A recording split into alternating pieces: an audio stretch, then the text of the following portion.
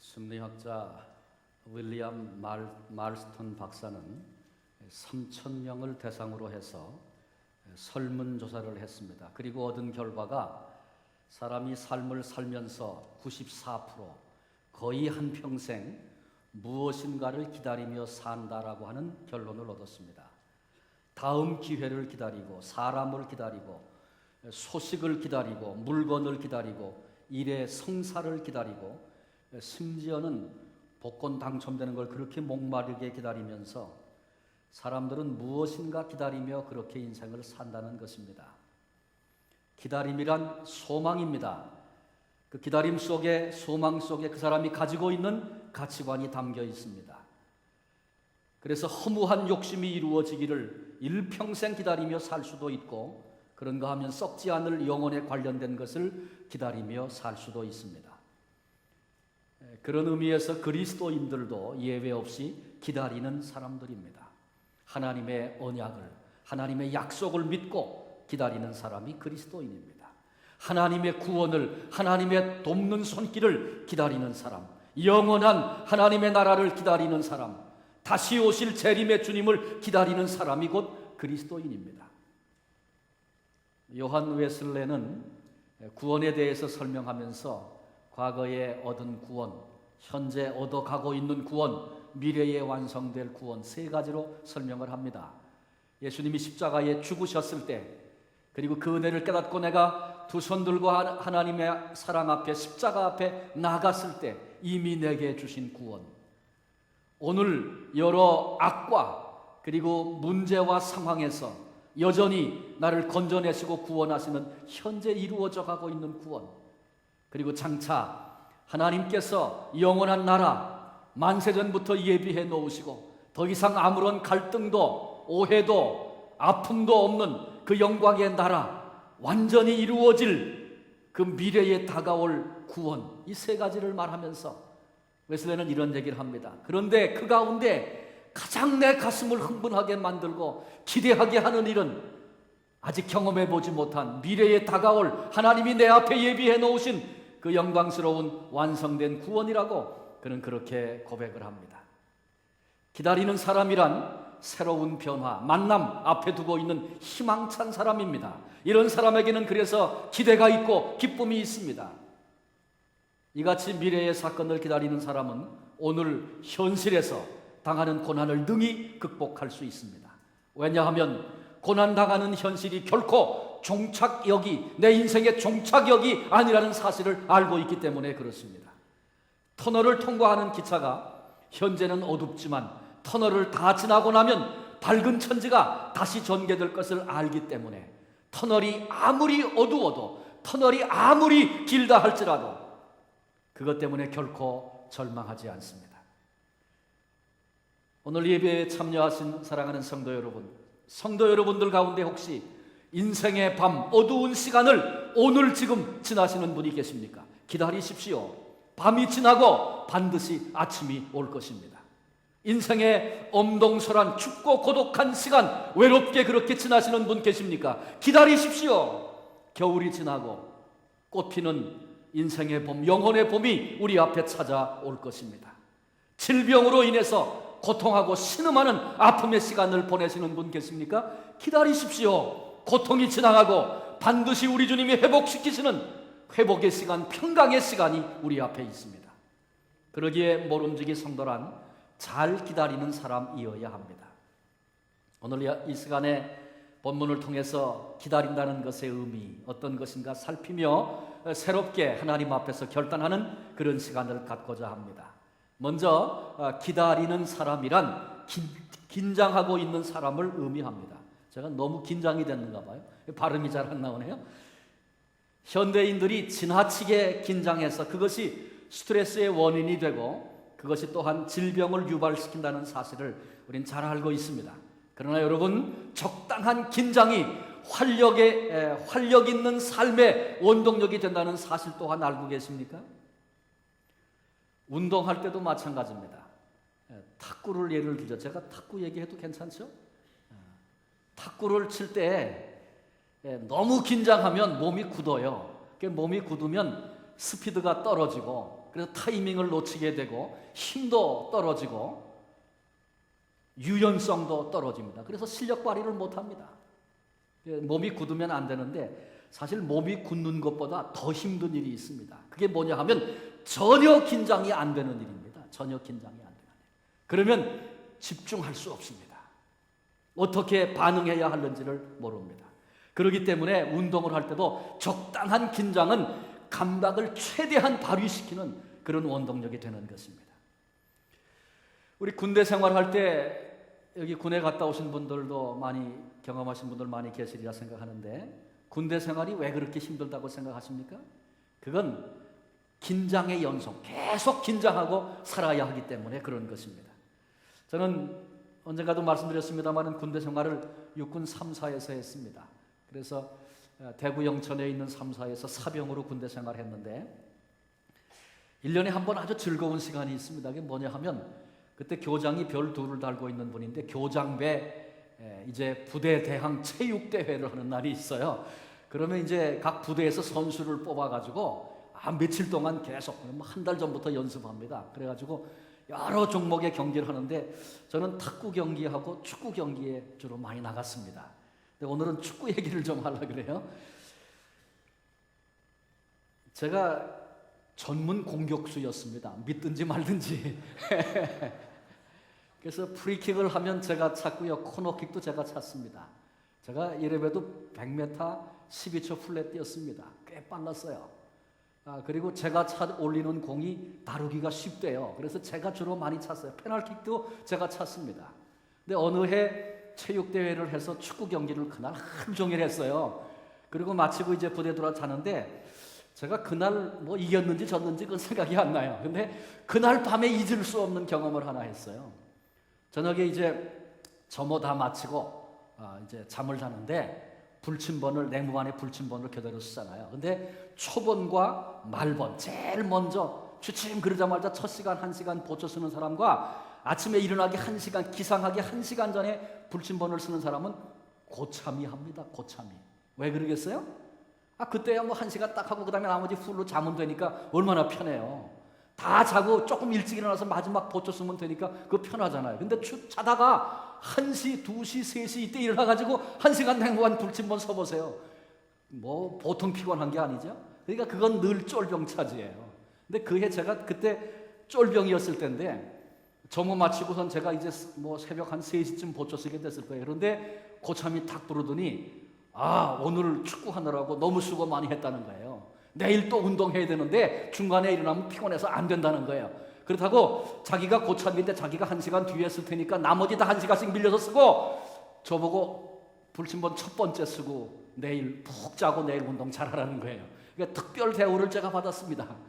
이제 그날 불침번을 쓰는데 점호 끝나고 하루 종일 운동하고 뭐 응원하고 그랬으니까 얼마나 피곤해요? 금방 다 군인들은 피곤하니까 잠이 들었잖아요. 제가 이제 혼자 불침번을 쓰고 1시간만 쓰면 나도 푹 자겠다 그러고 있는데 갑자기 저 구석에서 한 병사가 번호 그러는 거예요. 물론 잠꼬대죠. 그런데 저쪽에서 하나 그러는 거예요. 그랬더니 여기서 둘, 셋, 9까지 그리고 마지막에 번호 끝을 하는 사람도 있어요. 그 왜 그래요? 긴장하고 자기 때문에 그런 거예요. 또 꿈에 또 응원을 하는가 봐. 어떤 친구는 군가를 부르는데 1절부터 3절까지 하나도 안 틀리고 불러요. 잠꼬대로. 제가 그 시간에 딱 이렇게 1시간 보초를 쓰면서 군들이 이렇게 긴장하고 자는구나. 그래서 이렇게 피곤한 거구나. 그런 생각을 제가 혼자 해봤습니다.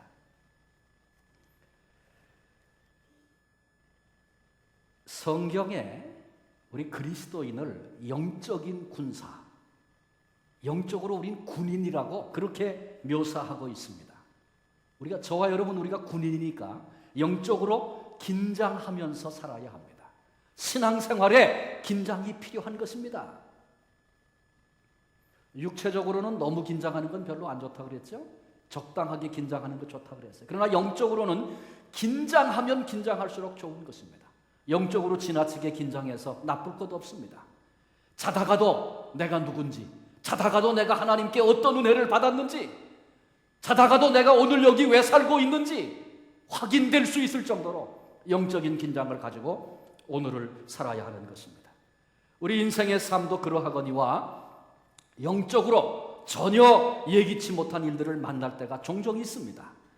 근데 그럴 때 긴장하고 있던 사람은 당황하지 않습니다. 잘 처리하고 대처해서 그 문제에서도 승리를 합니다. 그런데 그렇지 못한 사람, 긴장이 풀려 있는 사람은 중심을 잃고 비틀거립니다. 그리고 그 문제 때문에 넘어지고 무너지는 것입니다. 오늘 우리가 살고 있는 이 시대는 죄악이 간영한 시대입니다. 주님을 거절한 이들은 되는 대로 살아도 괜찮지만, 저는 이 설교 원고를 쓰면서 참 이런 사람 참 가슴 아픈 사람 아니에요? 주님을 거절한 사람, 그들은 되는 대로 살아도 괜찮아요. 어차피 결과가 같으니까. 그러나 적어도 주님의 뜻대로 믿음으로 살려는 사람들은 영적인 긴장을 놓치지 말아야 합니다. 우리 개구리를 끓는 물에 넣으면 당장 튀어나오지만 미지근한 물에다가 개구리를 넣고 밑에다가 불을 떼면 온도가 조금씩 올라가도 눈만 껌뻑껌뻑하고 다 익어서 죽을 때까지 그렇게 죽는다는 사실을 우리는 알고 있습니다. 왜 그런 것입니까? 미지근한 물에 개구리 넣으면 긴장이 탁 풀려요.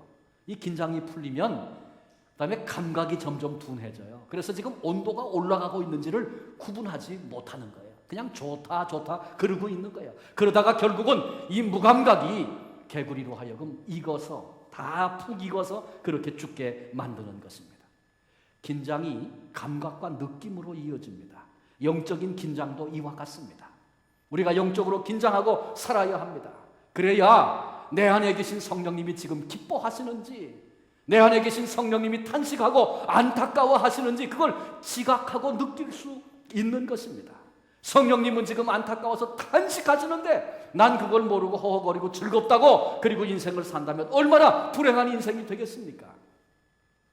내가 지금 죽음을 향해 나가고 있는지,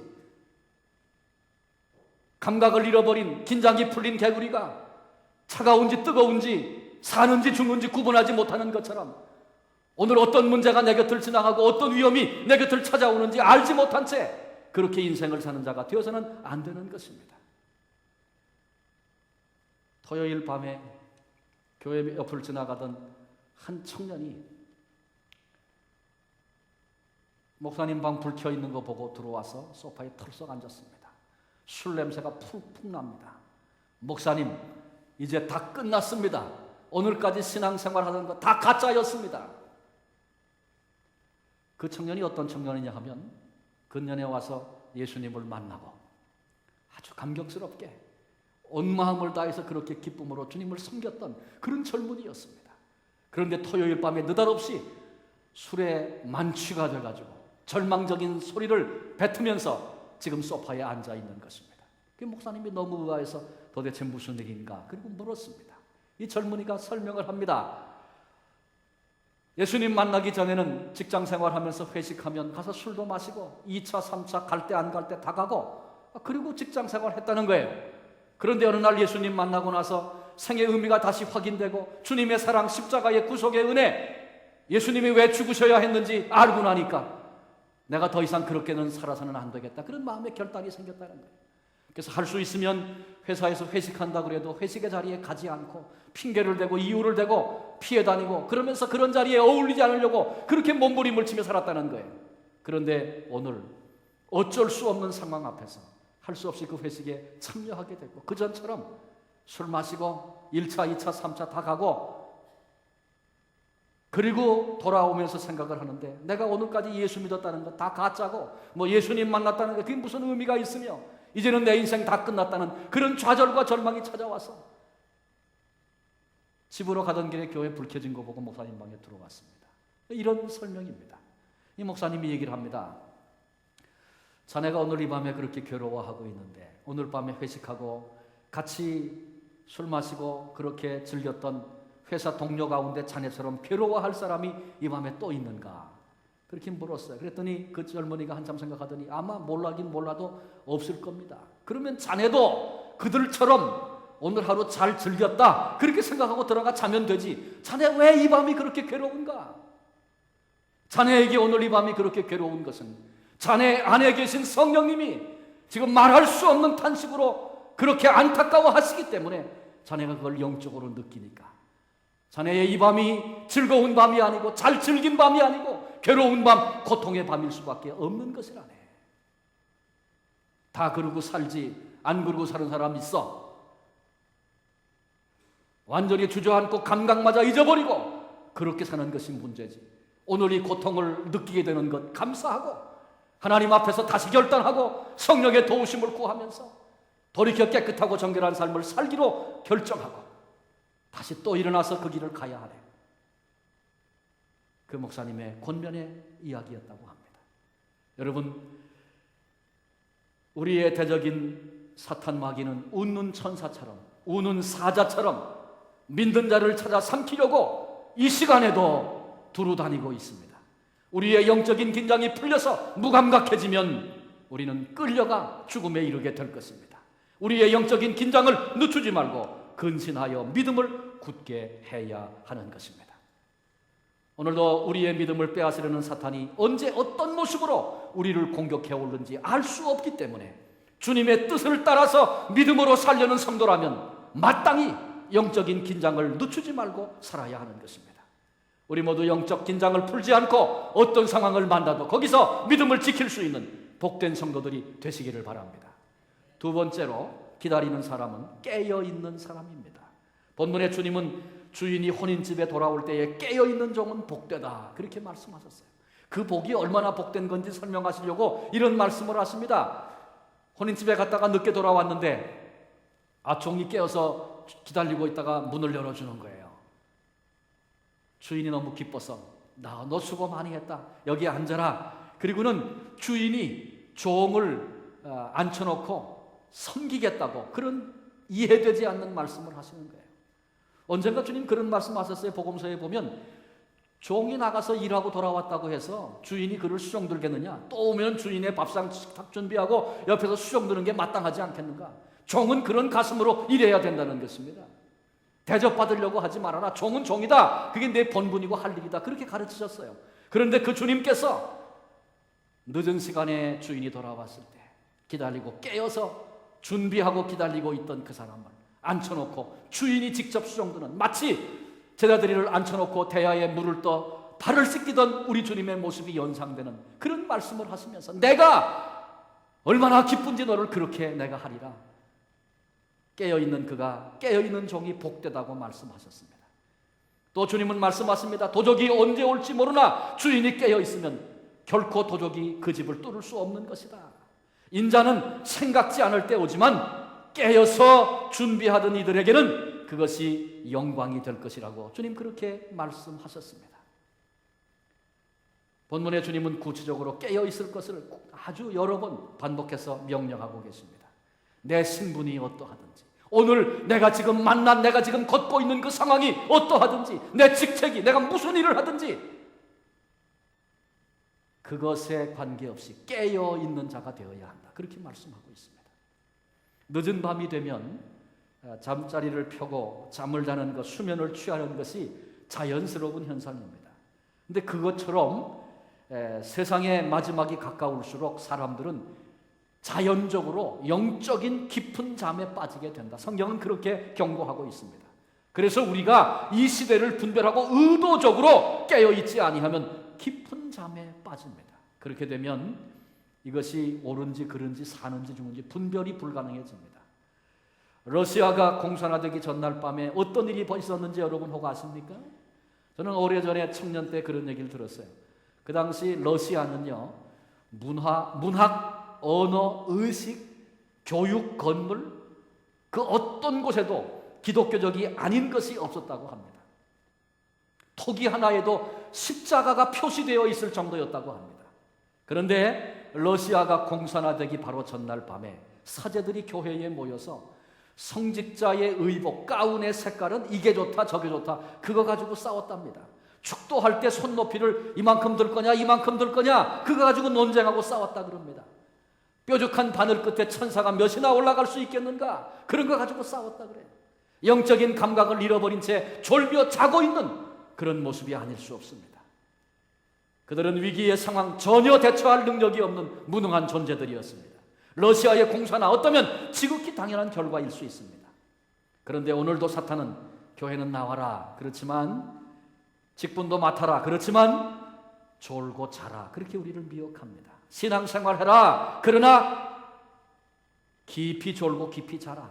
단지 그리스도인이라고 하는 타이틀만으로 만족하며 살도록 그렇게 미혹하고 있습니다. 깨어있다는 것은 뭡니까? 밤에도 눈을 부릅뜨고 눈싸움하듯이 눈을 크게 뜨고 있어야 된다, 그런 얘기 아닌 거 다 압니다. 어떻게 우리가 영적으로 깨어있을 수 있습니까? 먼저는 말씀으로 깨어있어야 합니다. 하나님의 음성을 들어야 합니다. 하나님은 내 생애 속에 지금까지 수없이 내가 걸어가는 길을 바라다 보시면서 안타깝게 여러 차례 경고하시고 말씀도 하시고 때로는 낙심하고 절망했을 때 격려의 말씀도 주시는데, 내가 영적으로 잠자고 있어서 주님이 격려하시는지, 주님이 책망하시는지, 주님이 기뻐하시는지 주님의 음성을 들어본 적도 없는 그런 삶을 살고 있는 것은 아닙니까? 주님께서 시험에 들지 않도록 깨어서 기도하라, 깨어있는 것이 곧 기도하는 것이라고도 가르쳐 주셨습니다. 내가 기도하는 사람인지 아닌지는 스스로가 압니다. 내가 기도하는 사람이 아니라면 나는 영적으로 지금 자고 있는 것입니다. 영적으로 자고 있으면 그렇게 자고 있다가 멸망의 자리까지 나아가는 것도 그것조차 알지 못한 채 그렇게 내 인생 끝나게 될 것입니다. 깨어야 합니다. 기도의 자리로 나아가야 합니다. 우리는 예배로 깨어 있어야 합니다. 아, 그래요, 나 지금 졸지 않고 깨어서 예배 드리고 있어요. 여러분, 내 몸만, 내 육체만, 내 정신만 여기서 깨어서 예배 드리는 것이 아니라 내 영혼이 우리의 예배를 받으시러 임재하시는 하나님을 뵙고 계십니까? 내가 드리는 예배, 내가 드리는 찬송을 들으시려고, 내가 드리는 예물을 받으시려고, 내가 드리는 예배를 흠양하시려고 여기 임하신 주님을 뵙고 그 주님과 교제하고 계십니까? 내 삶의 현장에서, 가정 속에서, 일터에서 사람과 만날 때 그 사람과 나만 있는 것이 아니고 그곳에 우리 하나님 임재해 계신 것을 여러분은 알고 계십니까? 영적으로 잠자고 있다면 그 사람과 나만 있어요. 그래서 그 사람과 나만, 보는 사람만 없으면 괜찮은 거예요. 그러나 거기 하나님이 계신 것을 보는 사람, 느끼는 사람은 깨어 있는 사람입니다. 사랑하는 성도 여러분, 우리 모두 경성하고 깨어서 내 신앙, 내 믿음을 지키는 복된 성도들이 되시기를 바랍니다. 마지막 세 번째로 기다리는 사람이란 일하는 사람을 말합니다. 본문 35절에 보니까 허리에 띠를 띠고 등불을 켜고 서 있으라, 그렇게 주님이 말씀하셨어요. 허리에 띠를 띠라, 무슨 말입니까? 당시 팔레스틴 지역의 사람들이 입고 있는 옷은 이렇게 마치 여성들의 요즘 원피스 같은 그런 옷입니다. 폭이 넓고 통이 넓고 깁니다. 그래서 어디를 많이 걸어야 한다든지 어떤 활동을, 움직임을 크게 하려고 하면 반드시 옷을 잡아당겨 줄여서 허리에 띠를 띠고서야 활동할 수 있습니다. 허리에 띠를 띠라, 그 말씀은 일할 수 있도록 자세를 갖추고 준비하라, 그런 얘기입니다.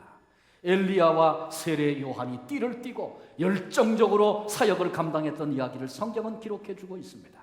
오늘 우리의 허리띠를 띠고 내가 일할 준비를 갖추고 지금 오늘을 살고 있습니까? 아니면 다 풀어 헤친 채 정신없이 오늘을 살고 있는 것은 아닙니까? 등불을 켜고 어두운 동안에는 활동하기, 일하기가 어렵습니다. 그래서 반드시 등불을 켜야 합니다. 이 세대가 어두운 세대라 그랬습니다. 빛 대신 주님 안에 내가 거하지 아니하면, 나를 희생해서 빛을 밝히지 아니하면 이 어두운 세상에서 우리는 넘어지고 쓰러지고 되풀이하며 그렇게 인생을 살 것입니다. 일할 수 있도록 등불이 켜져 있는가 확인하라는 것입니다. 성도된 우리는 하나님의 약속을 기다리고 다시 오실 주님을 기다릴 때 일하면서 기다려라. 주님이 곧 오시면 끝날 텐데 다 때려치우자, 그거 아니고 사명을 감당하는 것, 오늘 일하면서 기다리는 것, 그것이 바른 기다림이라고 주님이 우리를 가르쳐주고 계신 것입니다. 한국의 시한부 종말론, 한때 사회와 교계를 어지럽혔다는 사실을 여러분 기억하시죠? 다시 오시는 재림의 주님이 몇 월 며칠 날 오신다는 것입니다. 그래서 주님이 그날 오시는데 학교에서 공부하는 게 무슨 의미가 있냐? 직장생활이 무슨 의미가 있냐? 사업이 무슨 의미가 있냐? 다 내려놓으라는 것입니다. 다 팽겨치라는 것입니다. 그리고 여기 다 모여서 우리는 온 마음으로 전념해서 오직 하나 오시는 주님을 기다리자, 그런 제안이었습니다. 그것이 사회 문제가 됐습니다. 가정이 파괴되고 아이들이 학교를 떠나고 부부간의 생각이 달라서 가정이 분열되고 굉장한 고통들을 겪었습니다. 제가 아는 분은 캐나다에서도 그날 예수님 맞으려고, 예수님이 꼭 한국으로 오시는지 또 캐나다에서 짐 싸들고 가족들을 다 데리고 한국까지 나와서 거기 동참해서 그 대열에 동참했던 사람도 제가 알고 있습니다. 그래야 된다는 거죠. 여러분, 기다리는 게 뭔지 그 자체, 그 접근 자체가 잘못됐기 때문에 그렇습니다. 주인을 기다리는 종이 모든 일을 포기하고 단지 기다리기만 하라. 성경에 어느 곳에도 그렇게 말씀하고 있는 곳 한 곳도 없습니다. 오히려 때가 가까웠으니 그러므로 근신하고 깨어서 주신 사명을 감당해야 한다고, 일하다가 주님을 만나는 사람이 복되다고 성경은 그렇게 강조하고 있습니다. 부활하신 주님을 제자들이 뵀습니다. 얼마나 영광스러운지. 이제는 됐다, 끝난 줄 알았더니 아니구나. 제자들이 그런 마음으로 주님께 묻습니다. 주님이 그토록 그렇게 말씀하시던 주님의 나라를 회복하는 때가 이때입니까? 주님이 말씀하십니다. 때와 기한은 나도 모른다. 그건 아버지 권한이다. 아버지만 아신다. 오직 너희는 성령이 임하시면 권능을 받고 예루살렘과 유다와 사마리아와 땅 끝까지 이르러서 내 증인이 되어라. 무슨 말씀이에요? 이젠 뭐 일이고 고기 잡는 거고 다 그만두고 주님 나라가 이제는 일어났으면 좋겠습니다. 제자들 그렇게 생각할 때 그 나라를 결정하는 분은 아버지시다. 단지 너희들은 성령의 충만함을 경험하고 권능에 붙들려서 내가 당부하고 내가 맡긴 이 사명 감당해야 한다. 그러면서 그들에게 일과 사명을 맡기셨습니다. 기다리는 자의 모습이 일하면서 사명을 감당하면서 기다려야 그거 맞는 것이라는 것입니다.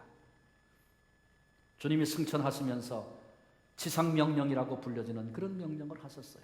다른 건 못해도 이것만은 너희가 유언처럼 생각하며 이루어라. 주님이 그렇게 당부하신 말씀 우리 기억하시죠?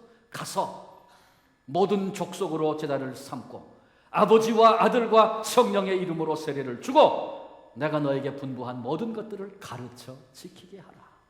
주님이 그런 당부를 마지막 하셨어요. 일하라는 것입니다. 너희들의 손, 너희들의 섬김, 너희들의 발을 통해서 열방이 하나님께로 돌아와서 하나님을 경배하고 예배하는 그날이 오게 될 것이다. 그 일을 꿈꾸면서 그 일에 내 삶을 드려라. 가장 바른 기다림, 오늘 일하는 자로 사명자로 살아가는 것이라고 주님이 그렇게 말씀하신 것입니다. 일하지 않는 농부에게 있어서 다가오는 가을이란 오히려 슬프고 고통스러운 시간 아닐 수 없듯이 일과 사명을 외면한 성도들에게 있어서 재림의 주님을 만남은 비극적인 만남이 될 수밖에 없는 것입니다. 사랑하는 성도 여러분, 우리는 주님의 역사하시는 손길을 기다리는 사람입니까? 하나님의 한없는 은총의 때를, 축복의 때를 기다리는 사람들입니까? 다시 오실 재림의 주님을 기다리는 사람들입니까? 정녕 그렇다면 우리는 마땅히 일하는 자로, 사명자로 오늘을 살아야만 하는 것입니다. 2차 대전 이후에 독일의 재건운동이 벌어지고 있을 때 한 지역에 오래된 예배당이 하나 있었습니다. 폭격에 맞아서 여기저기 부서지고, 그래서 교회 재건위원회가 구성이 됐고 상한 교회를 회복시키고 다시 건물을 만지고 신앙을 회복하는 그런 운동을 이제 시작하자고, 그것이 우리의 미래의 희망이라고 그렇게 여기면서 다른 것 하기 전에 예배당 재건하는 운동을 그들이 시작을 했습니다. 교회를 정리하다가 마당에 돌이 이만큼 나와 있는 걸 하나 발견했어요. 이게 뭔가 캐서 없애야 되겠다. 캐보니까 점점 커집니다. 그래서 아주 깊이 파가지고 돌을 끄집어냈는데 보니까 예수님의 석상이에요. 오래된 예수님 석상이에요. 그 교회 역사가 아주 깊은데 그 전에 알지도 못할 때 거기 그 석상이, 예수님 석상이 교회 마당에 서 있었던 거예요. 그런데 전쟁에 그랬는지 언제 그랬는지 폭격에 맞아서 그랬는지 양 두 팔이 아주 흉측하게 잘려진 채, 다른 건 다 멀쩡한데 두 팔이 그렇게 잘려나간 그런 석상, 예수님 석상이 발견이 됐어요. 이걸 어떻게 처리해야 되겠는가? 사람들이 이 교회가 오랜 역사 속에서 세웠던 석상인 것 같은데 교회 마당에 세우는 게 좋겠다. 그러면 그 흉하게 잘려나간 두 팔은 어떻게 하면 좋겠는가? 의견들이 많았어요. 지금 기술이 좋으니까 그거 탁 잘라내고 새로운 팔을 만들어서 붙입시다. 여러 가지 의견들이 나왔어요. 의견이 너무 많으니까 재건위원회에다가 일임해서 맡기기로 그렇게 결정을 했어요. 그리고는 이제 시간이 경과했고 예배당을 새롭게 다 재건을 하고, 그리고 그 앞에 동상을, 예수님의 석상을 교회 마당에다 세우고 헌거 천으로 다 덮어놓고 이제 그날 교회를 재건해서 하나님께 예배드리고 마지막에 동상 제막식도 이제 예수님 상을 펴는 그런 행사도 마지막에 했어요. 모든 사람들이 기대가 됐어요. 도대체 재건위원들이 예수님 석상 그 두 팔 어떻게 했을까 아주 궁금하고 또 어떻게 아름답게 고쳤을까 기대도 가지고 거기 다 나가섰어요. 이제 맡은 사람이 줄을 당겨가지고 그 덮었던 예수님의 석상을 덮었던 천이 탁 떨어졌어요. 그 떨어지는 순간에 거기 모였던 모든 사람들이 그리고 다 소리를 질렀어요. 왜냐하면 예수님의 흉측하게 잘린 그 두 팔이 잘린 채로 그대로 그 석상이 거기 서 있었기 때문입니다. 그 전에 흙에서 나왔을 때는 그래도 그냥 좀 나아 보였는데 깨끗하게 다른 부분을 다 정리하고 나니까 흉측하게 잘려나간 두 팔의 모습이 얼마나 흉하게 보였는지 몰라. 아니 어떻게 저렇게 그냥 뒀나. 그런데 그날 거기 모인 사람들이 그 밑에 써있는 글귀를 읽어보면서 전부 주먹들을 불끈쥐고 하나의 결단을 가지고 그 자리를 떠나게 되었답니다. 이런 글이 쓰여 있었다 그래요. 우리 모두 주님의 손이 되어 드립시다. 우리 모두 주님의 손이 되어 드립시다. 그곳에 돌을 다듬어서 그럴듯하게 예수님의 손을 만들어 달아드리는 것보다 더 중요한 것은 오늘 이 땅에 친히 주님이 이루고 싶어 하시는 그 많은 일들을 가슴에 품고 누가 주님의 손이 되어서 그 일을 하겠는가? 이 예수님의 석상을 바라볼 때마다 흉하다고 생각하지 말고 누가 주님의 저 팔이 되어져서 이 땅에 주님의 이름을 이루겠는가? 그런 강력한 도전이었습니다. 여러분, 그 석상 앞에 섰던 교인들만 아니라 이 마지막 때를 살고 있는 우리 모두도 주님의 손이 되어야 합니다. 주님의 심정으로 주님이 우리에게 맡겨주신 그 사명을 감당하는 복된 성도들이 되시기를 바랍니다. 이제 말씀을 마치려고 합니다. 잘 기다리는 사람 복된 사람입니다.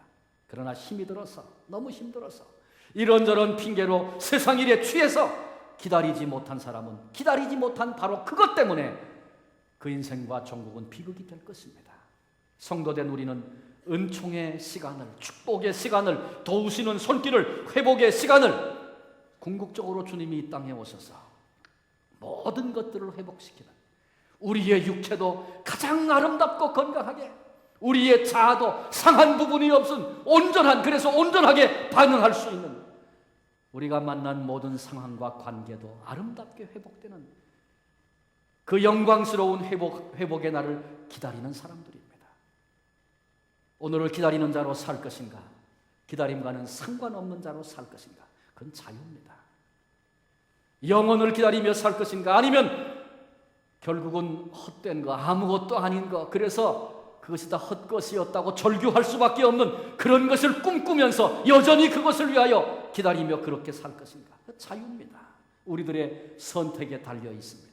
그러나 말씀하신 대로 우리 주님이 다시 오시는 그날 그 만남에 대한 결과는 아무도 자유롭게 선택할 수 없다는 사실을 알아야 합니다. 우리 모두 이 세대를 분별하고 기다리는 자로 오늘을 삽시다. 이제 곧 12월이 됩니다. 아기 예수로 우리를 찾아오시는 주님 기다리다가 주님 사모하는 마음으로 기다리다가 그 주님을 맞이하십시다. 내년도 우리 교회 40주년입니다. 하나님 앞에서 40주년에 하나님을 우리가 기쁘시게 해드려야지. 기다리다가 우리 40주년 맞이하십시다. 또 다른 40년 생각해야 합니다. 우리의 미래, 우리의 자녀 세대는 어떻게 될 것인가? 꿈을 꾸면서 그때를 기다리다가 또 다른 40년을 맞이하십시다. 다시 오시는 주님 오셔서 온전히 모든 것 회복하실 그날, 그 나라의 그 영광 우리 모두 사모하고 기다리다가 찬송하며 기뻐하며 다시 오시는 주님을 맞이하십시다. 기다리되 긴장을 풀지 말고 기다리되 깨어서 기다리되 주신 일 주신 사명 감당함으로 오늘을 진정 기다리는 자로 살아가는 복된 성도들이 되시기를 주님의 이름으로 축원합니다. 기도하시겠습니다.